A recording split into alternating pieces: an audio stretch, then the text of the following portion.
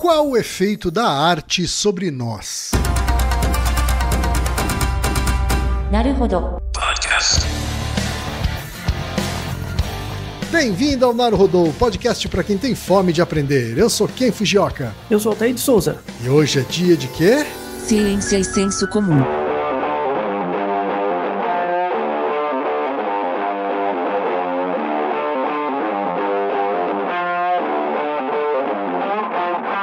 Ilustríssimo ouvinte do Naruhodo, o Altair e eu temos duas mensagens para você. A primeira é muito obrigado pela sua audiência. Sem ela, o Naruhodo sequer teria sentido de existir. Você nos ajuda demais, não só quando ouve, mas também quando espalha episódios para familiares, amigos e, por que não, inimigos. A segunda mensagem é: existe uma outra forma de apoiar o Naruhodo, a ciência e o pensamento científico, que é apoiando financeiramente o nosso projeto de podcast semanal independente, que só descansa no recesso do fim do ano. Manter o Naruhodo tem custos e despesas, servidores, domínio, pesquisa, produção, edição, atendimento, tempo, enfim, muitas coisas para cobrir, e algumas delas em dólar. A gente sabe que nem todo mundo pode apoiar financeiramente, e tá tudo bem. Tente mandar um episódio para alguém que você conhece e acha que vai gostar. A gente sabe que alguns podem, mas não mensalmente, e tá tudo bem também. Você pode apoiar quando puder e cancelar quando quiser. O apoio mínimo é de R$15 e pode ser feito pela plataforma Orelo ou pela plataforma Apoia-se. Para quem está fora do Brasil, temos até a plataforma Patreon. É isso, gente. Estamos enfrentando um momento importante e você pode ajudar a combater o negacionismo e manter a chama da ciência acesa. Então fica aqui o nosso convite. Apoie o Naruhodo em cada escolha.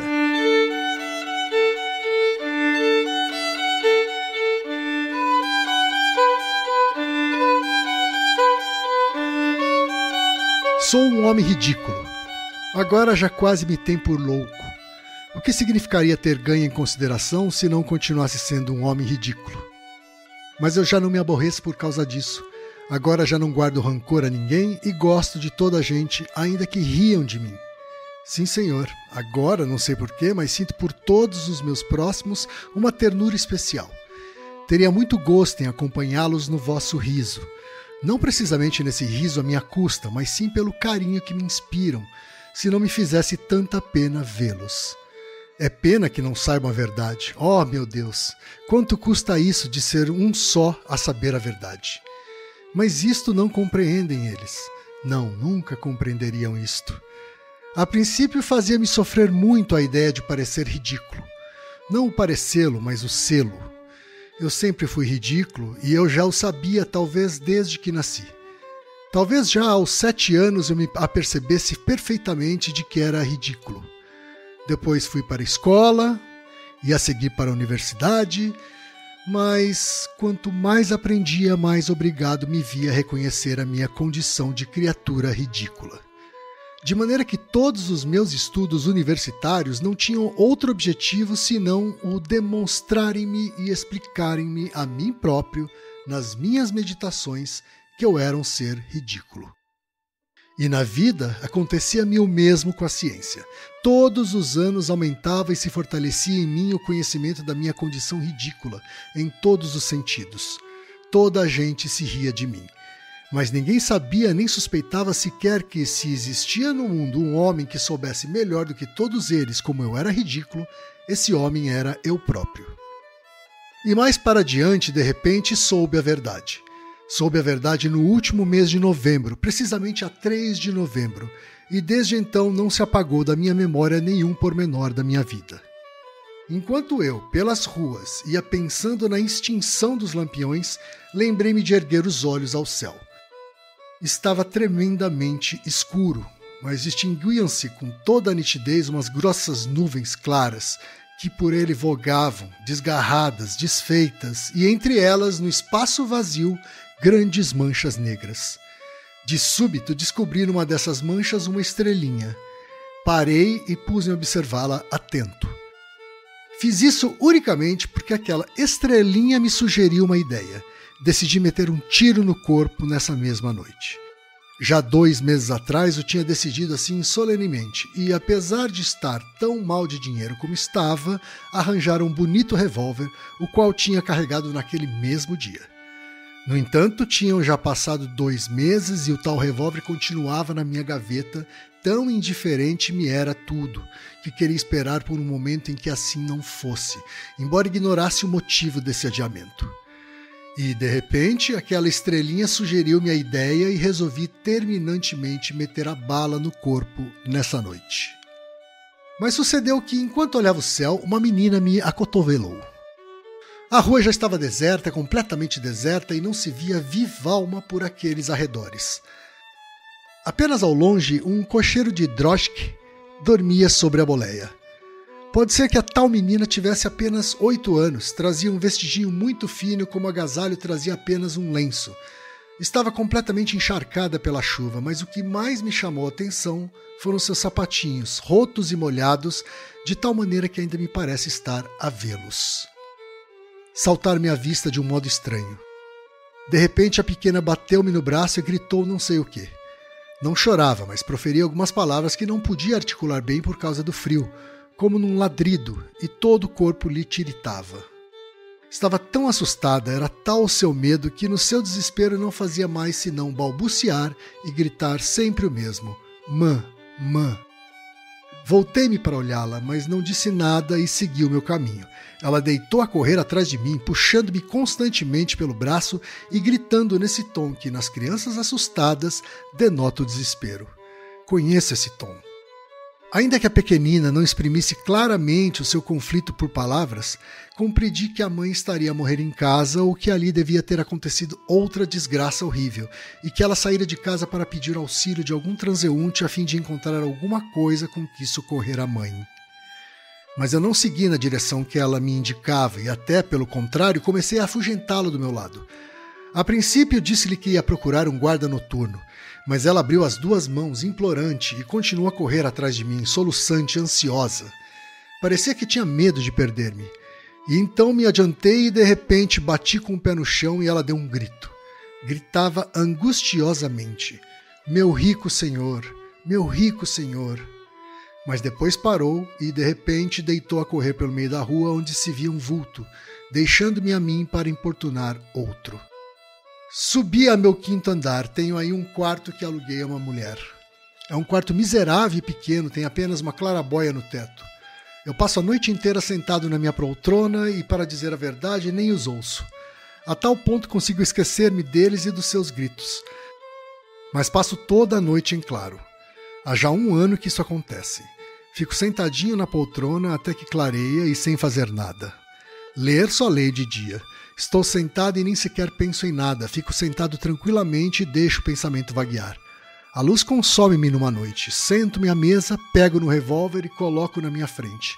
Ainda me lembro de que, quando coloquei ali diante, perguntei a mim próprio: sim? E que respondi com toda a tranquilidade: sim. Por isso decidi meter uma bala no corpo nessa mesma noite.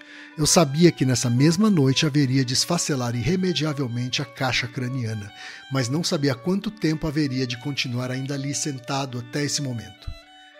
E não há dúvida nenhuma de que teria um tiro na cabeça nessa noite se não fosse por causa daquela pequenina. Parecia-me que afinal não podia morrer sem ter de qualquer maneira resolvido esses problemas.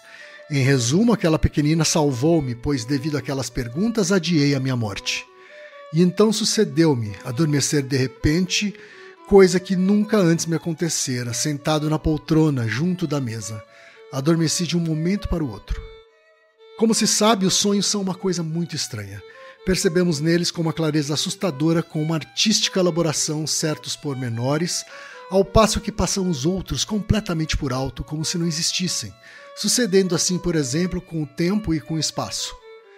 Creio que os sonhos não sonham a razão, mas o desejo, não a cabeça, mas o coração. E, no entanto, sobre que coisas tão complicadas passa às vezes a minha razão no sonho. Dizia eu que me deixara adormecer sem dar por isso. Parecia-me que não fazia outra coisa senão continuar meditando acerca desses problemas. De repente pego no revólver. Isto é, pareceu-me que pegava nele em sonhos que o apontam ao coração e não à cabeça, quando afinal eu decidira antes meter um tiro na cabeça, irrevogavelmente na cabeça, e para melhor precisão ainda, na fonte direita. Depois de apoiar o cano contra o peito, esperei um segundo, apenas um segundo, e a luz, a mesa e a parede começaram de repente a cair-me por cima e a dançar. Apertei rapidamente ao gatilho. Agora vejam, admitamos que tudo isso foi apenas um sonho, mas não tardei a comprovar que a sua ciência se nutria de conhecimentos diferentes dos da Terra e que as suas preocupações eram também de outra índole. Não tinham desejos, estavam tranquilos e contentes, não aspiravam tanto como nós a conhecer a vida, pois a sua vida estava completamente preenchida. Mas o seu saber era mais fundo e elevado que a nossa ciência, porque a nossa ciência procura explicar a vida. Pretende ser ela mesma a cimentá-la, para mostrar aos homens como devem viver, e isto compreendi-o eu, ao passo que eles já sabem como hão de viver, e isto percebo eu, ainda que não possa compreender a sua ciência. Mostravam-me eles as suas árvores, mas eu não podia sentir do mesmo modo que eles a grandeza do amor com que contemplavam, tal como se as tais árvores fossem homens. Era já manhã, o sol ainda não tinha se erguido, eram 6 da manhã. Acordei na minha poltrona, a luz tinha se extinguido completamente e na casa reinava um estranho silêncio. A princípio estremeci assombrado.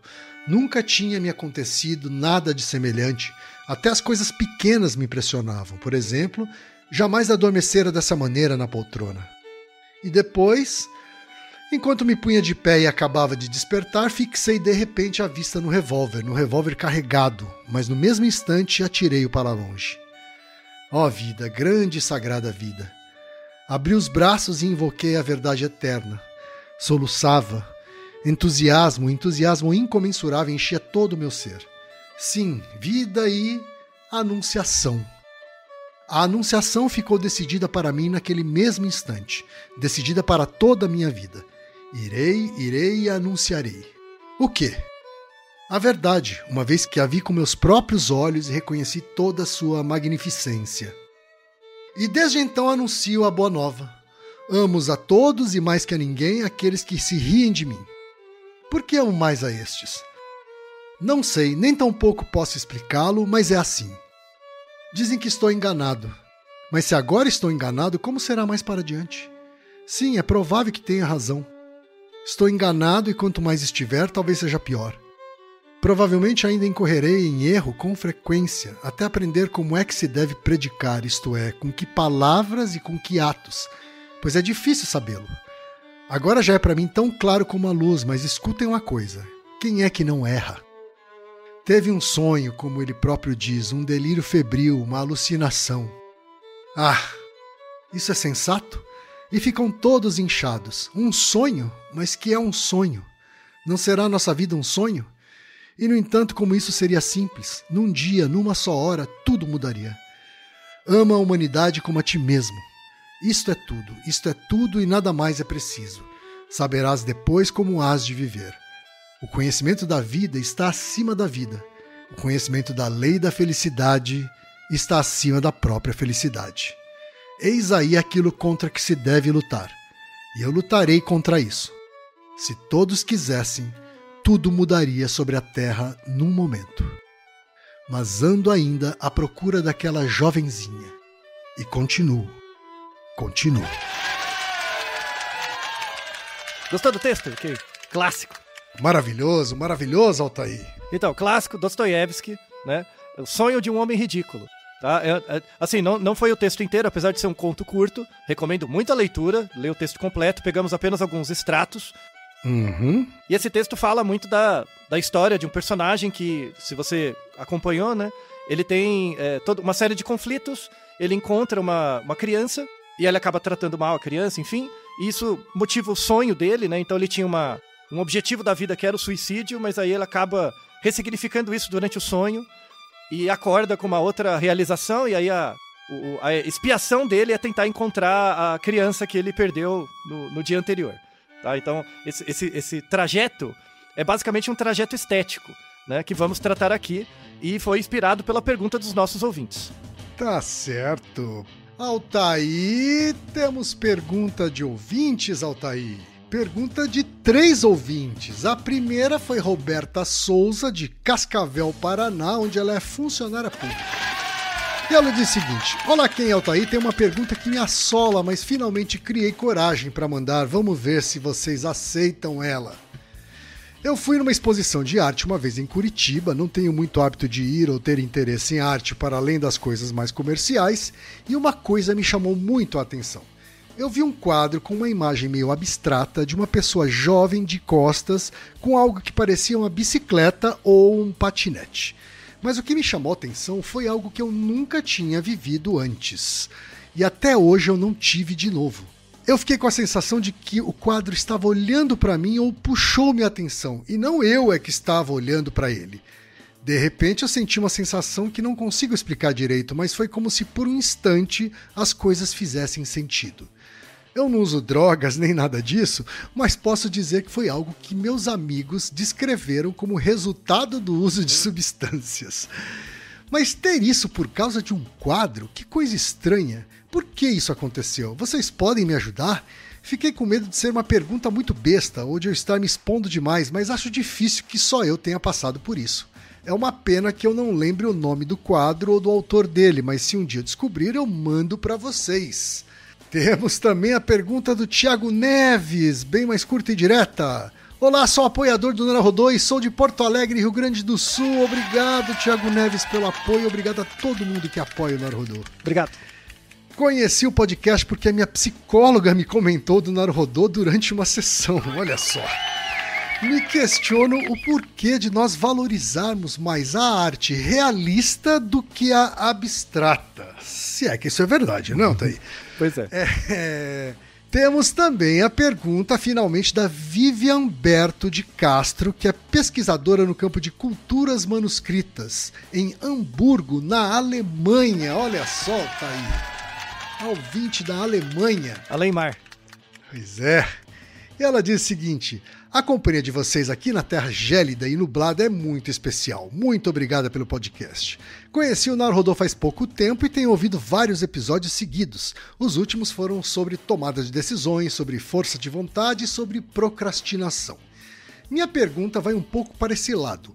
Ultimamente tenho visto muito a ideia de trabalhar enquanto se está na zona, ou in the zone, em inglês, o que significaria estar em uma espécie de estado mental de produtividade em que a tarefa se torna muito fácil e prazerosa de executar a ponto de sequer percebermos o tempo passar.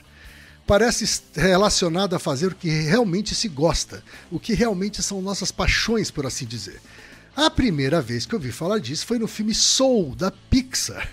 Mas desde então tenho visto o termo em vários lugares, inclusive, claro, como parte de venda de soluções milagrosas de coaches e apps de produtividade e mindfulness, e como nome de playlists de música para estudar ou trabalhar.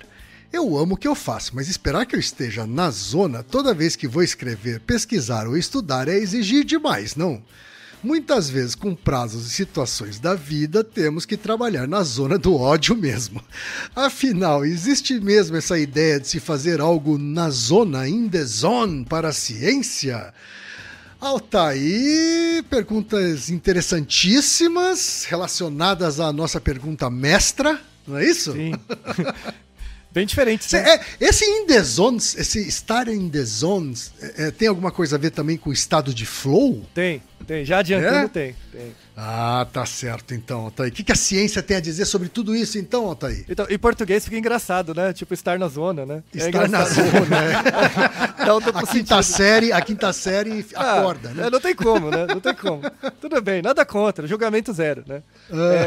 Então, mas vamos começar pelo e-mail da Roberta, que é o primeiro, né? Certo. Você já teve essa sensação dela? Quando ela me contou, ela descreveu isso no e-mail, né? Eu lembrei que eu já tive isso. Uhum.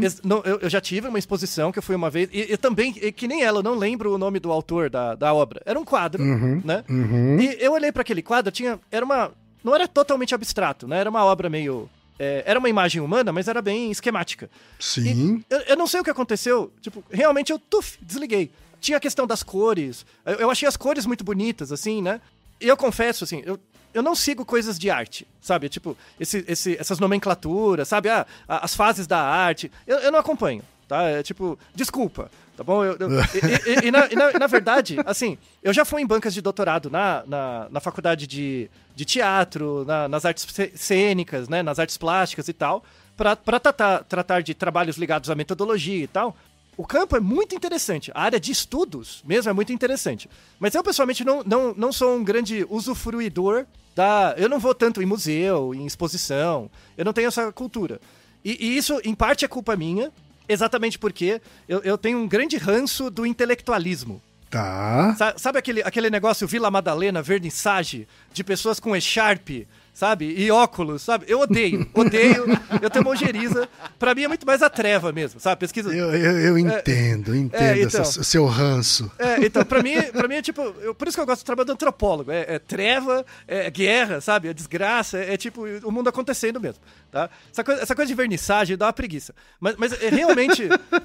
É interessante isso, porque claramente a Roberta era uma pessoa que parece que não tem muita hábito, né, de procurar coisas de arte, mas a coisa puxou ela, né? E esse é um fenômeno interessante. Você já teve isso, Kim? Eu já tive, Altair, mais de uma vez, pra te falar a verdade. Já tive mais de uma vez e eu diria pra você que a mais recente foi no Japão. Na minha última visita ao Japão, que foi no ano passado, eu tive a oportunidade de ir com a minha esposa, que inclusive estava grávida da Zendaya na época, numa ilha chamada Naoshima, que junto com a ilha Teshima, são ilhas que são como se fossem museus a céu aberto, assim, né? Então você tem arte no meio da rua, na areia da praia, sabe? No pier, né? Então, ela, inclusive, acaba fugindo muito desse estereótipo das pessoas super intelectualizadas, assim, sabe? Porque é uma ilha que você chega assim, você pega um trem, desce numa estação, pega uma balsa, tá na ilha e passa o dia lá. Entendeu? E no final do dia volta, né? E existem museus também lá dentro, tá? Que são muito belos, tal. E são especialmente belos porque são museus construídos por um arquiteto japonês muito proeminente, assim, sabe? Um arquiteto foda. Mas foi dentro de um desses museus, desse arquiteto, que eu vi uma obra, que eu não vou me lembrar agora o nome do artista, mas é um artista renomado já, tá? E é uma obra que é uma luz que fica andando. Então é como se você ficasse hipnotizado pela luz, assim, porque a luz, ela parece que vem para frente e para trás, assim, né? E eu tive essa sensação, sabe? De ser capturado, assim, pela obra. E na verdade é o desejo de todo publicitário, né? Fazer uma propaganda que gere isso, né? Exatamente isso, né? Ainda bem que vocês não conseguem. Ainda bem que isso daí era arte pura. Então, exato, isso. Eu concordo. Mas enfim, né? Mas a questão é estudar exatamente isso, essa percepção estética, né? E também, entre aspas, desmentir um pouco o Thiago, né? Que as pessoas valorizam um pouco mais a questão realista do que a abstrata, porque é mais fácil. Assim, é mais fácil, né? Por exemplo, já aconteceu com você de você ver uma obra de arte e você ficar com a sensação, tipo, eu não sei se eu entendi. Sabe quando você vê alguma coisa? Então, mas muito. Muitas Quase vezes, sempre. Então, o que tá acontecendo, né? Porque eu gosto muito de museu de arte contemporânea. E aí, museu de arte contemporânea, rapaz, é o que mais tem as coisas loucas, né? Isso. Você não sabe o que tá acontecendo. E você não sabe se aquilo é uma obra ou se é só uma tomada na parede mesmo. Isso, ou se é uma reforma, né? Isso. Então muitas vezes a questão é essa, né? Você olha para uma obra, assim, você pensa, eu não sei se eu entendi, mas isso é uma característica. A característica é você ficar nessa ambiguidade, né? Não é um problema não entender, mas isso gera um incômodo, né? Então, respondendo rápido o Thiago, né? A gente, entre aspas, valoriza a coisa realista porque ela é mais simples, mais direta e você resolve rápido, né? Mas muitas vezes o objetivo, sobretudo da arte abstrata, é manter você naquela... O que está acontecendo? Né? E é fazer você utilizar diferentes estratégias cognitivas, diferentes estratégias de captação da informação, né? Sim. Parar de olhar de um jeito estereotipado. as coisas. Então, assim, respondendo a grande pergunta, assim, a grande importância da arte para a nossa vida é fazer a gente ressignificar a nossa percepção. Sim. Eu não falo isso de um jeito verbal. É ressignificar o jeito como a nossa cabeça funciona mesmo. Tá? Uhum. E aqui tem uma coisa muito importante, que na psicologia é um conceito que é chamado experiência transformativa. Tá? Tem um conceito disso, né? A experiência transformativa, ela gera um resultado que é uma epifania ou um insight. A gente já tem episódios sobre epifania e insight. Tem o episódio 342 sobre inspiração. Tem o episódio 340 sobre autoestima. Tem o episódio 395 sobre força de vontade. E tem o episódio 74, lá atrás, que é Se Músicas Nos Arrepiam. Lembra? Que você falou das músicas e tal. Lá atrás. Sim. Então, todos esses episódios conversam com essa questão das experiências transformativas, né? Que a definição é a seguinte. Alguma maneira de ajuste. A experiência transformativa, ela reajusta você. Isso que é importante. Você não muda, você é reajustado, tá? É como se fizesse um clique, sabe? Sabe quando a peça não tá bem encaixada e você clique? É isso. Dá essa sensação de transformação, mas na verdade foi um clique. Isso, que é bem a ideia de gestalt, assim, fechou alguma coisa, sabe? Então, a experiência transformativa é alguma maneira de ajuste que contribui para uma visão de mundo diferente, mudança de ação, visões dos outros, sentimentos e personalidade. É um artigo de 2024. E aí tem uma revisão sistemática de tudo que gera isso. Né? É um artigo bem legal. É uma revisão sistemática de tudo que gera esses tipos de experiência transformativa. Né? Perfeito. E aí, uma das grandes coisas, uma das principais é a arte, né? Nas suas diferentes formas. Tá? E aí tanto faz. Se forem pinturas, esculturas, música e tal. Né? A música é o mais fácil, tá? Mas não é o melhor. Então, isso é interessante. Quando você pensa em música, por que música vende mais do que escultura? Por exemplo, é mais fácil de vender. Porque você aliena muito mais com a música. Então, por exemplo, tem várias músicas que eu sei que você gosta, né? Mas se você prestar atenção na letra, fala, misericórdia que eu tô ouvindo aqui. Né? Então, pra mim, por exemplo, você vai num show do Pink Floyd. Por exemplo, Pink Floyd cover, né? Sim. E lá tem um monte de reaça no Pink Floyd. E as músicas são claramente progressistas. Claramente a pessoa não entendeu. Né? Ela está envolvida na nostalgia. Total. Ou, por exemplo, o cara que é muito conservador e gosta de Star Wars. Não faz nenhum sentido, né? Não tem, né? É o nerdola que não entendeu nada, né? Isso. Então, mas exatamente, porque o que puxa a atenção dele é outra coisa. Né? Uhum. Pra ele o Star Wars ou o Pink Floyd não é uma experiência transformativa. É uma experiência que reafirma a nostalgia. E a gente tem um Naruhodo sobre nostalgia, né? Sim. Então, sim. A pessoa não tá entendendo a letra, né? Ela entende aquele contexto histórico onde ela viveu aquela música pareada com outras coisas, né? Claro. Nesse sentido, é uma experiência artística? Porque a arte, né, envolve, inclusive, a coisa comercial. Mas não é uma experiência estética. É uma experiência artística. Mas não é estética. Não gera essa relação entre a mídia e o indivíduo, sabe? E aí a gente tem o Naruhodo 343, né? O que é uma relação estética. A gente explora mais isso. E tem o Naruhodo 161, que é se visitar museus pode curar doenças, tá? E aí uma outra coisa importante, a arte não é só envolvida em peças de arte, né? Quadros, músicas, coisas do tipo.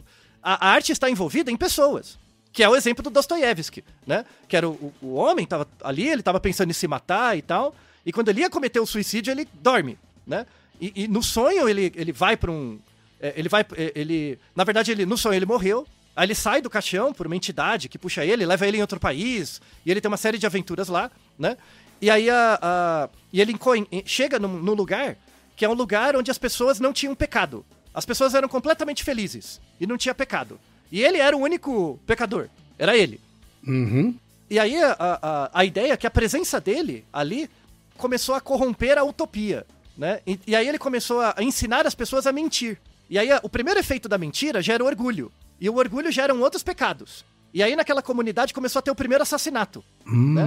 E aí ele coloca que a ciência suplantou a emoção. Né? A ciência nesse sentido duro, né? Não no sentido que a gente define, né? É no sentido de razão, assim. Isso, exatamente. Então a razão suplanta a emoção.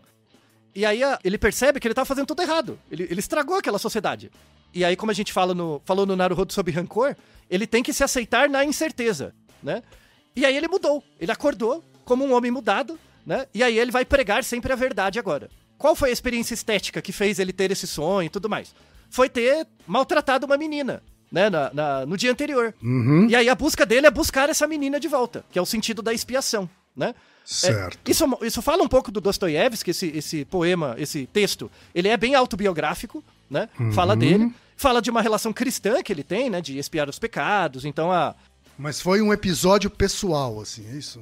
não foi verídico, mas é um conto, mas tem várias coisas autobiográficas, assim. Certo. E todo mundo devia ler Dostoiévski, tá? É um dos meus autores preferidos, é foda. Eu acho ele muito bom. E esse texto é tipo um resumo das obras dele. Todos os principais temas que ele tratou em todos os outros livros estão aí.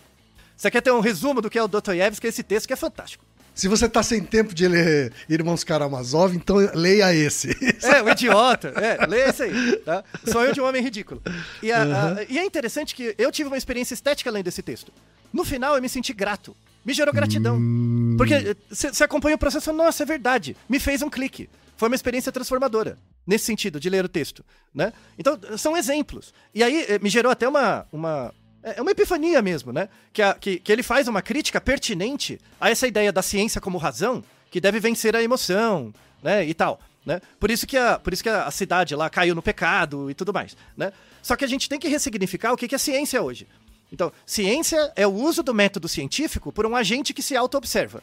Então, o método científico é algo duro, constante. O método científico. Só que o método científico tem que ser feito por um agente. Esse agente é estético. E ele usa os resultados daquilo não para criar coisas, porque aí é tecnologia, para observar a ele mesmo. E nisso ele muda.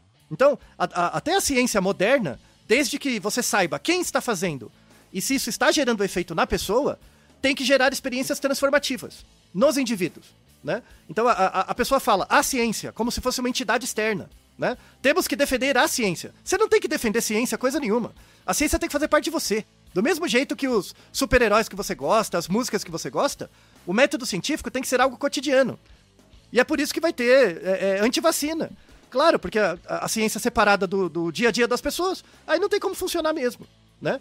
Então, na verdade, esse personagem do Dostoiévski, quando ele acorda, ele percebeu que na verdade, a ciência é o meio pelo qual eu observo a mim mesmo.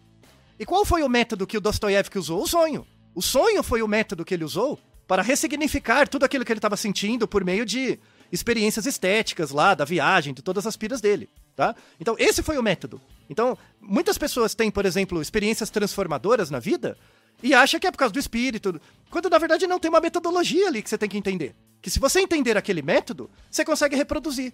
Sem parecer a lógica dos receituários, né, que eu já falei outras vezes, que a gente fica buscando comos, e aí atrás de cada como tem um quem, e o objetivo desse quem é te vender um porquê, pra você quebrar essa lógica, e pegar o método pra você. É o seu método. Então o que funciona pra mim, não funciona pro quem, não funciona pra você, né? Pode ser que sim, mas em geral não, né? Então eu consigo contar pra você as minhas experiências transformativas e explicar o método, né? Isso pode servir como inspiração pra você ou não. Então, por exemplo, você pode ler o texto do Dostoiévski lá, e tá, legal, pode achar um texto bom, mas não tocou em você do mesmo jeito que pra mim, e vice-versa. E aqui um negócio importante, assim, que o objetivo da arte é gerar mudança de percepção. Por quê? Porque ele impacta as emoções, né, e pode mudar como a gente pensa sobre nós e sobre o mundo. E aí, como que isso acontece do ponto de vista material, né? E aí tem alguns artigos mostrando isso, que quando pessoas veem obras de arte, sejam elas realistas ou não, se a obra de arte é realista, acaba recrutando muito mais da memória. Tem áreas do cérebro ligadas à memória, tá? Principalmente a amígdala, memória emocional e tal. Quando a arte é abstrata, né, você vai ter uma atividade muito maior da atenção, para tentar entender o que está acontecendo, né? Mas você vai ter uma atividade de uma área muito importante, que é a ínsula anterior. Ínsula anterior. Isso, fica bem no meio da sua cabeça, né? A ínsula anterior é uma área relacionada com regulação emocional consciente. Então, por exemplo, uma coisa é você sentir medo, outra coisa é você saber que está sentindo medo, quando ela é consciente. Isso é a ínsula, tá? Quando você sente medo e não percebe, é a amígdala. É uma coisa mais instintiva, entre aspas, sabe? Você tá com uma sensação, você não sabe o que é.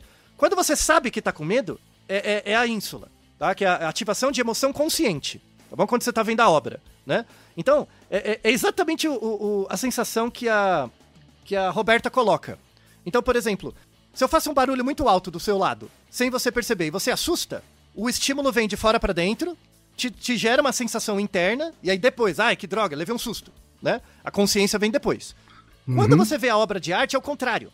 A obra de arte tá lá parada, né? Você olha pra obra e dentro de você acende uma chama. Né? A emoção vem de dentro pra fora, porque pega a ínsula. São áreas diferentes. Entendi. Então é diferente no cérebro. Então, o efeito da arte estético tem uma causa material, porque ativa uma área diferente, desde que você dê atenção suficiente, né? Esse é o negócio. A sensação é meio que a mesma para todos, ou a sensação também pode diferir de pessoa para pessoa? Difere porque aí depende do contexto, né? Tipo, você, por exemplo, você vê uma obra na rua, e você vê dentro de um museu, é diferente. Tem o contexto, tem o background físico mesmo, então, se é um quadro que tá numa parede branca ou escura, então tem isso também. E tem a sua experiência anterior, tem o seu grau de experiência anterior, né? E aí, faz sentido. Eu perguntei isso porque eu já tive relações muito diferentes, inclusive com manifestações artísticas diferentes, né? Então, essa que eu contei, que era uma obra baseada em luz, era um ambiente todo preparado para isso, né? A sala era escura, então a luz ela tinha uma força desproporcional, assim. Mas eu tive também isso, sei lá, assistindo um show numa determinada música, assim, e ao invés de reagir da mesma forma que eu reagi nesse museu que eu contei, eu comecei a chorar, assim. Sabe? Claro, sim, né? Sim. É uma reação completamente diferente, isso, assim, sabe? Isso. Mas eu classificaria que do mesmo tipo, sabe? É uma experiência transformativa, não é transformadora. Transformativa. Porque o transformador quer dizer que você vai fazer alguma coisa com isso. Transformativa não necessariamente. Só dê um clique, tá? Só dê um clique. Você não precisa fazer nada. Você pode fazer, mas não precisa. E isso é muito bonito, assim, porque o que você sente sem nome, né, impacta quando você vê uma arte abstrata, né? Isso gera uma sensação em você que não tem nome, tá? Quando você olha, né, a percepção estética. Então, o que você sente sem nome impacta o que você pensa. Porque o que você pensa é estruturado por uma linguagem sem tempo. Eu vou repetir de novo, porque essa frase é importante. Quando você vê uma obra artística, ou uma música, ou o que quer que seja, o que você sente sem nome impacta o que você pensa. Porque o que você pensa é estruturado por uma linguagem sem tempo. Então, a arte desconecta você da linguagem. Porque quando você fala assim, eu sou feliz, né? Quando você usa essa frase, eu sou feliz, você está usando a palavra feliz sem tempo. Né? Independente de qualquer tempo, eu sou feliz. Você está usando essa palavra, né? Só que isso não é verdade. Porque a sua vida, os seus comportamentos manifestos no mundo, eles acontecem no tempo, não é? Sim. Então, na verdade, não é que você é feliz. É como se você tivesse a felicidade fosse um grau.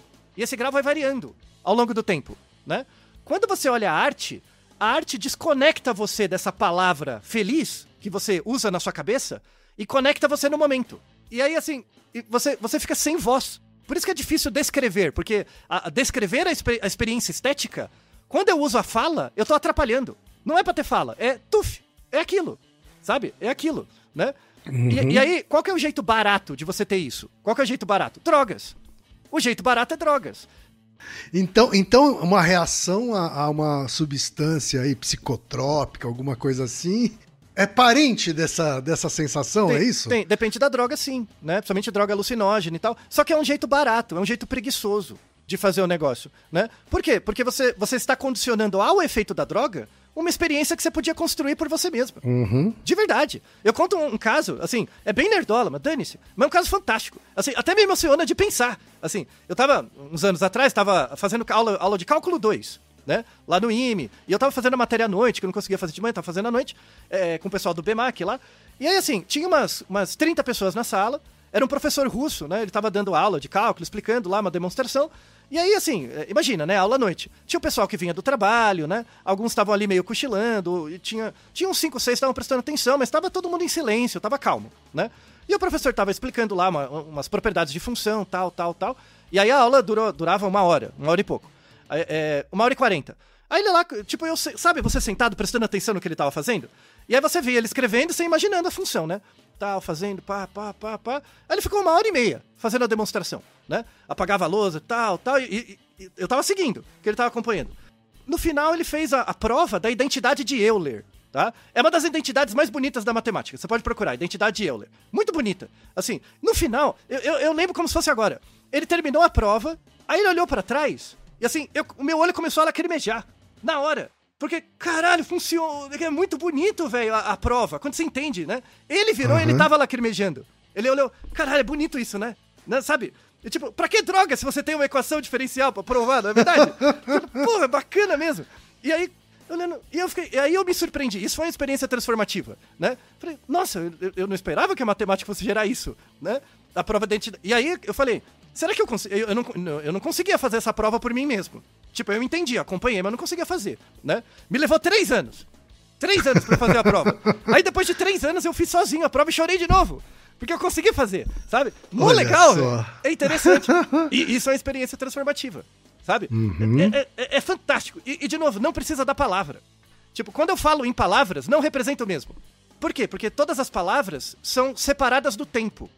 Não tem o tempo presente do momento. A arte puxa você desse sistema linguístico e traz você pro presente, né? Então, em sociedades primitivas, 20, 30 mil anos atrás, as pessoas, por exemplo, faziam desenhos, né?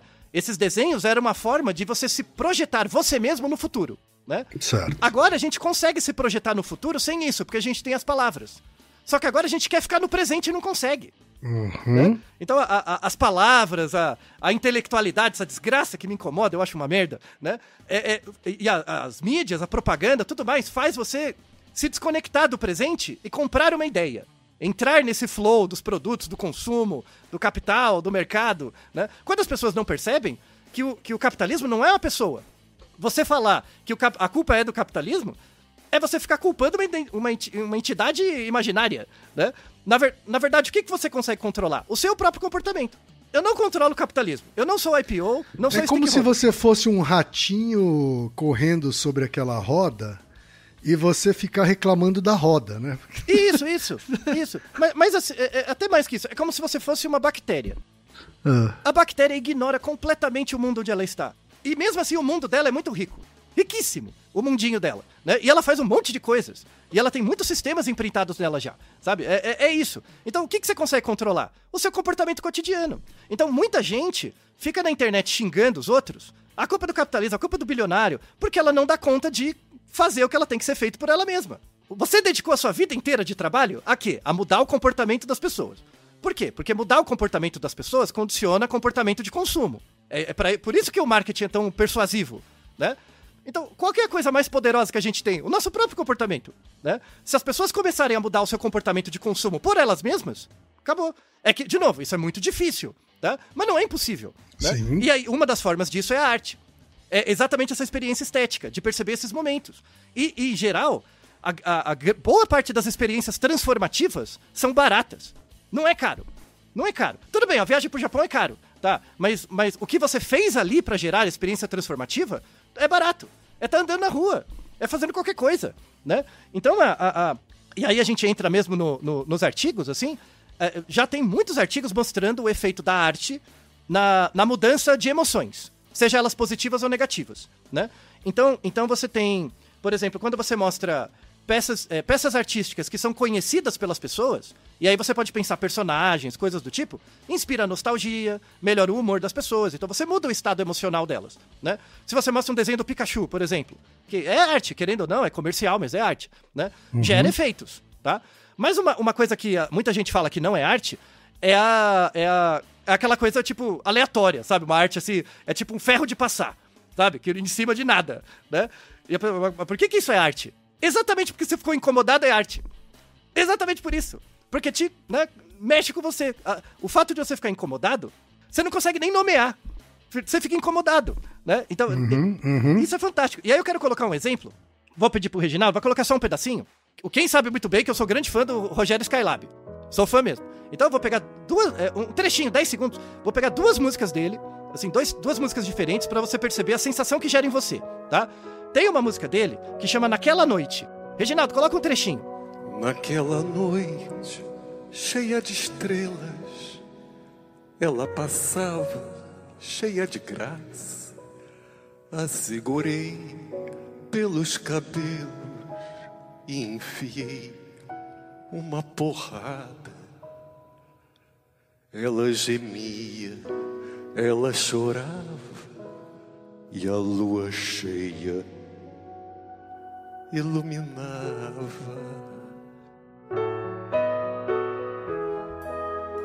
E aí, pra te falar, a música é assim, é uma música romântica, que na verdade ele está matando uma mulher, tá? É isso. Então, é meio tenso, assim, tá? Uhum. E a música é toda, né, toda bonita e tal, tem um refrão e tal, é meio tenso. Você viu quem, né? É meio estranha essa música, não é? Como quase tudo que o Skylab faz. Não, tudo que você conhece. Então, tudo que você conhece. Então, é meio estranha. E o objetivo é esse, é gerar essa ambiguidade mesmo, essa ambiguidade artística. É pra deixar você com raiva mesmo, tá? Ou enojado, ou com... Tem uma linha de músicas dele que é assim, tá? Agora vamos pegar uma outra música mais recente, que chama Eu. Essa música é belíssima. Eu ando por aí, eu em qualquer lugar, às vezes ele é o que sou, eu é quem está aqui. Eu não o conheci, eu que aconteceu, eu é pronome, eu fui encosto, eu quem me possuiu. E essa aí, ok? O que você achou dessa outra? Essa... Nem parece do Skylab, né?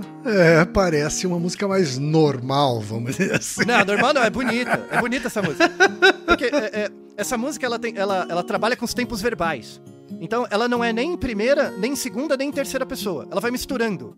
Então, eu fui um homem só. Sabe? Ele começa assim, eu fui um homem só. Ele vai misturando com o tempo, né? Uhum. E aí você percebe, de fato, uma oscilação, sabe? Do sujeito lírico da música, né? E aí, quem é essa pessoa? Onde que ela tá? Né? É a sua própria vida. É o movimento da sua vida. Hoje você foi, né? Você estante, você será, você iria, sabe? É muito bonita. Essa é uma música extremamente talentosa, assim, também. Uhum. Então você vê que o mesmo autor tem efeitos diferentes. E o objetivo é esse, é gerar esses efeitos estéticos diferentes, né? E aí você se pergunta, mas qual que é o método que ele... Qual que é o método de criação, né? Quando você percebe isso? E aí, se você percebe o método de criação dele, que é a própria vida dele, você percebe que ele é um bom exemplo para várias coisas, né? Ele não precisa nem ser uma boa pessoa, mas ele pode ser um bom exemplo a partir da observação das produções dele, né? Percebe que bonito, né? Eu vou dar um outro exemplo também.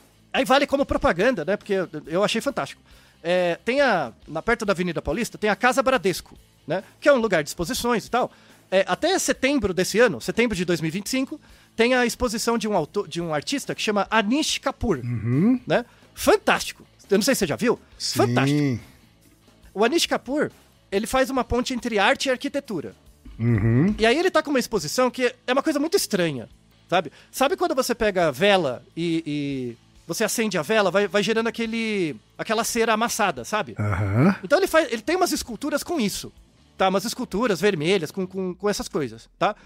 É muito estranho. Tanto é que ele coloca aquela escultura e em torno, ele tem um negócio de proteção grande. Por quê? Porque as pessoas ficam com vontade de pôr a mão. Sim, sim. Dá muita vontade de pôr a mão. Tem gente que quer pôr na boca, sabe? Ele tem umas coisas também cromadas, assim, né? É isso. Então, dá vontade de tocar, né? Então, mas o que ele coloca ali, esse é muito ligado ao corpo. Então parece partes do corpo. Aí é meio nojento, meio... É realmente estranho a sensação que é gerada, assim. É um negócio em 3D, assim, é muito interessante, tá? Fica até 15 de setembro, né?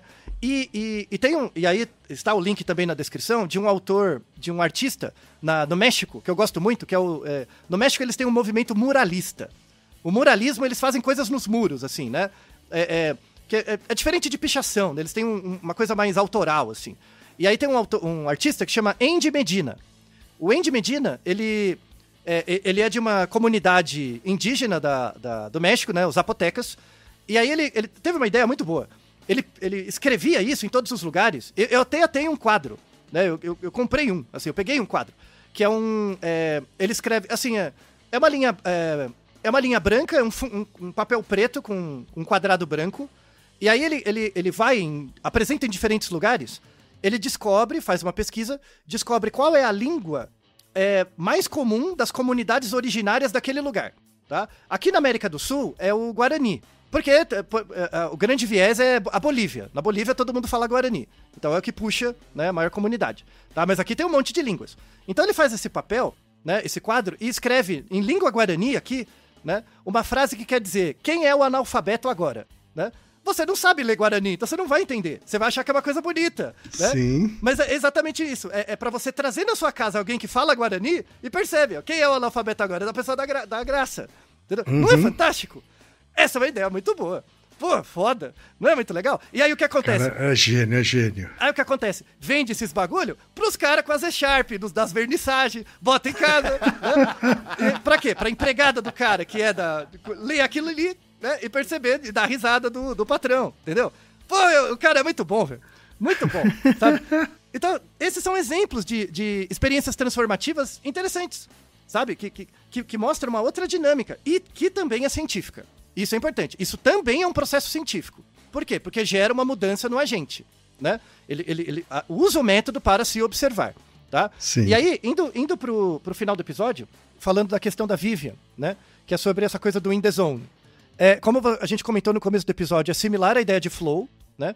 Que é um estado de conexão que você gera com algum estímulo. Aí pode ser com uma mídia ou qualquer coisa, né? Em que você tem um grande senso de conexão, você tem uma junção da ação e da consciência. E aí o que acontece? Isso é bem interessante do flow. Você junta a sua ação, que é o seu comportamento, com a consciência. Quando você junta a ação e a consciência, você não tem palavra. Então, ó, pensa, por exemplo, que você está falando uma coisa. Quando você está falando alguma coisa, sempre vai ter um atraso entre o comportamento e o falar, né? Tem um espaço. Então a ação fica separada da consciência. A consciência é você falando e a ação é o que está acontecendo. Quando você tem uma junção da ação e da consciência, você cai no flow. Então geralmente quando você entra no flow, você não pode estar falando. Você está em silêncio mesmo, tá? Já aconteceu, né? De você entrar nesse espiral, assim, né? De trampo, de qualquer coisa. Meio sem querer, né? No meu caso foi sem querer, mas sim. Mas você vai entrando, né? Então você tem uma junção da ação e da consciência. Você perde a autoconsciência, porque é aí que mora a linguagem. Porque você, antes de falar para os outros, você fala com você mesmo, né? Então você perde a autoconsciência, você desconecta da sua autobiografia e entra, né? Você tem uma distorção do tempo, e aí você não vê o tempo passar, começa a fazer as coisas, né? E aí e você tem uma experiência dessa atividade como recompensadora em si mesma. Aí tem um nome para isso, que é uma experiência autotélica.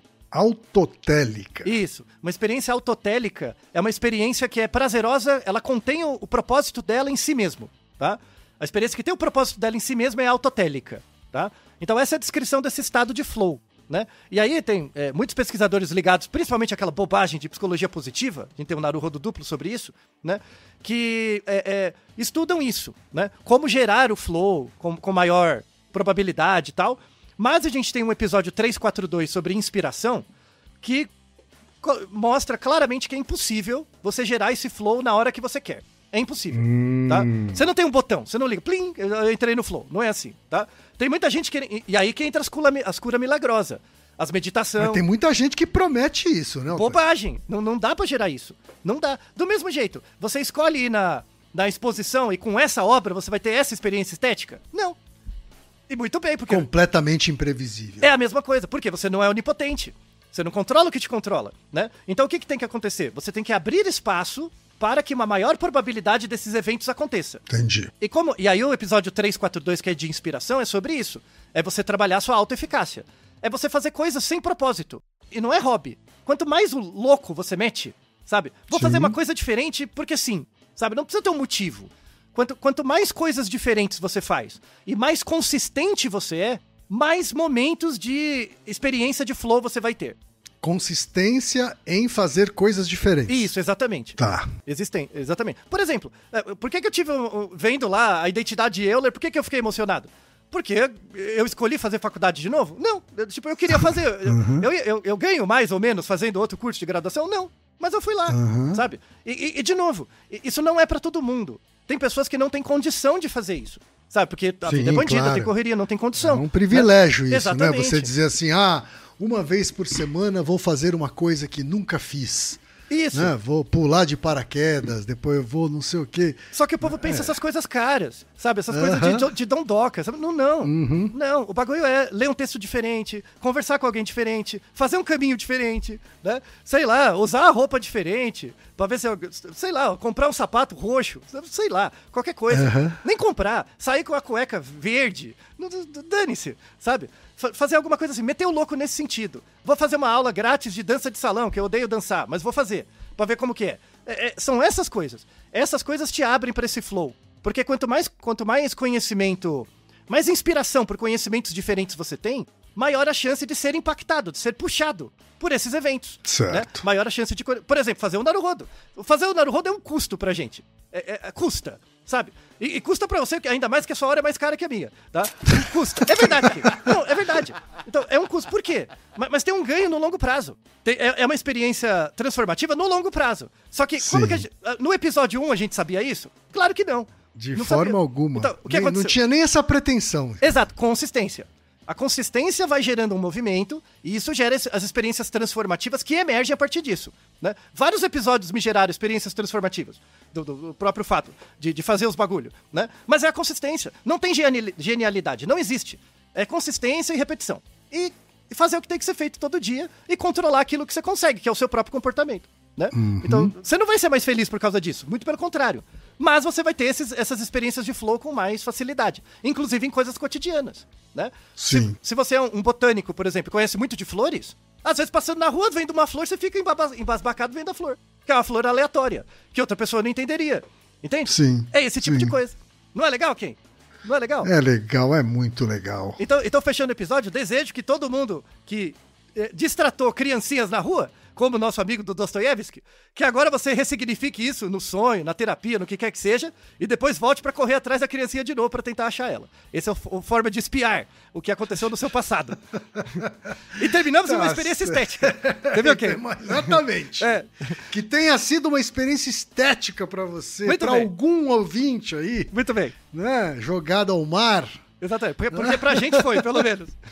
É isso daí. E Naruhodô, ilustríssimo ouvinte. E você já sabe, aqui no Naruhodô, quem faz a pauta é você. Você tem alguma pergunta pra gente ou quer comentar algum episódio? Escreva pra nós. podcast@naruhodô.com.br. Repetindo. podcast@naruhodô.com.br. E lembre-se, mande nome completo, idade, profissão e a cidade de onde você está falando. É isso aí. Naruhodo. Esse podcast é apresentado por b9.com.br.